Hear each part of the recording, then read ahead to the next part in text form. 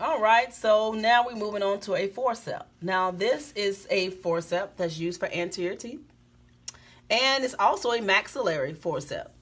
Now a maxillary forceps is usually S-shaped, shaped like an S, and that's how you know it's used for maxillary. Now we use numbers a lot of times when it comes to oral surgery forceps. This is a 150. 150 is used for maxillary. Okay. This forceps here is called a cow horn forceps. It is used for a mandibular molar. Okay. Mandibular forceps are C-shaped. Shaped like a C. You see that? And we call it cow horns. Just look at it. Think about cow horns. Look how the tips are sharp, and it's easier to grip the actual molar. Okay. This is another forceps, right? It's also a 150, S-shape, used for maxillary teeth, mostly anterior. 150s are used for anterior teeth, okay? Actually, if you look at it, you have the number. If you are working in an office as a dental assistant and you cannot remember the number, they are on the actual forceps. Just a little knowledge. Next is a Minnesota cheek retractor. A Minnesota, like the state, cheek retractor.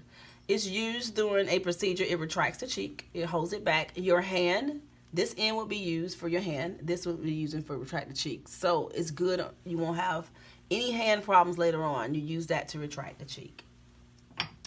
Now, we go into a different type of actual forceps. This is a 88L, right? Actually, this one right here looks more like an 88L to me. I think that other one is a 53 because they all have numbers. An 88L means it's used on the left side, right? The reason why they gave this number to 88 because the way this is shaped. Now, we know this is for the left side because if you're looking at a patient, this is the right side and this is the left side, okay, facing the patient. This right here, this part of this instrument, this actual forceps, this is where the teeth, the roots furcate, right? They open up and split up. This is how you're going to know which side of the mouth that you're actually working on, okay?